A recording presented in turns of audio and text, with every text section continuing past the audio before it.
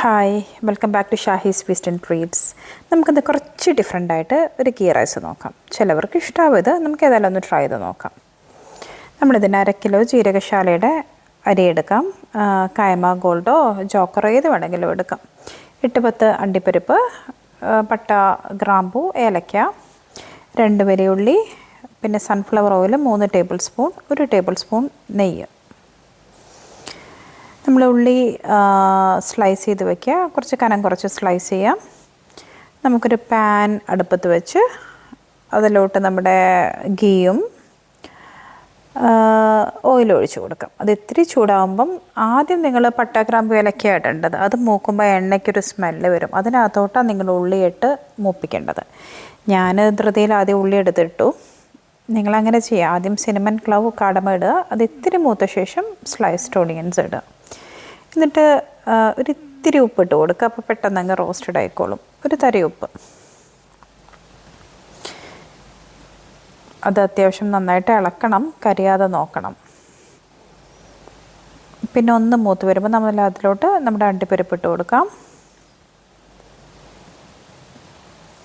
ഒന്ന് golden colour ആവുന്നവരെ, brown ആവണ്ട, golden colour ആവുമ്പോൾ അങ്ങ് കോരിയെടുക്കുക കേട്ടോ.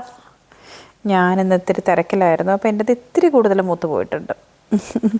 നമ്മളൊരു പ്രഷർ കുക്കർ വെച്ചിട്ട് നമ്മൾ ഈ ഉള്ളി മൂപ്പിച്ച അതേ എണ്ണ, ഉള്ളി കോരിയെടുത്ത ശേഷം ആ എണ്ണ തന്നെയാണ് അതിലോട്ട് ഒഴിച്ച് കൊടുക്കുന്നത്.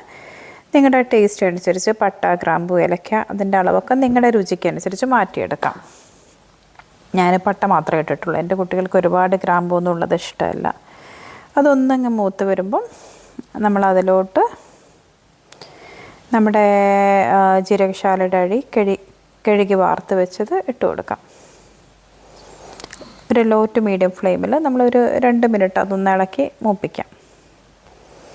നമ്മൾ 1/2 കിലോ അരിയാണ് എടുത്തത്. അപ്പം നമ്മളതിലോട്ട് ഒരു 750 മില്ലി വെള്ളം, 1 ടേബിൾ സ്പൂൺ ലെമൺ ജ്യൂസ് ചേർത്തത്.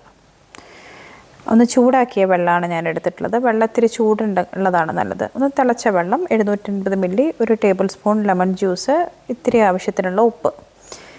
അതൊക്കെ ഒന്നിങ്ങ് തിളച്ച് വരുമ്പോൾ നമ്മൾ വറുത്ത ഉള്ളിയുടെ പകുതി ഇതിലോട്ട് ഇട്ട് കൊടുക്കാം. നിങ്ങൾ ഇത്ര മൂപ്പിക്കേണ്ട പറഞ്ഞ പോലെ ഉള്ളി, എന്നാൽ നിറം മാറും ചോറ്. എന്നിട്ട് മൂടി വെച്ച് ഒരു വിസിലടുപ്പിക്കാം. നമ്മുടെ അടിപൊളി ഗീ റൈസ് ഇപ്പോൾ റെഡിയാണ്. അതിലോട്ട് നമുക്കൊരു ഇത്തിരി മല്ലിയില അരിഞ്ഞതും പുതിന അരിഞ്ഞതും ഇട്ട് കൊടുക്കാം. നമ്മൾ മാറ്റി വെച്ച ബാക്കി ഒനിയൻ റോസ്റ്റ് കൊണ്ട് ഡെക്കറേറ്റ് ചെയ്യാം. ഇത് നമുക്ക് ചിക്കൻ കറിയുടെ കൂടെ ഉള്ളി സലാഡൊക്കെ ഇട്ട് നമ്മൾ ഡേറ്റ് പിക്കിളൊക്കെ ആയിട്ട് സെർവ് ചെയ്യാം. എൻ്റെ channel subscribe and support. Thank you for watching.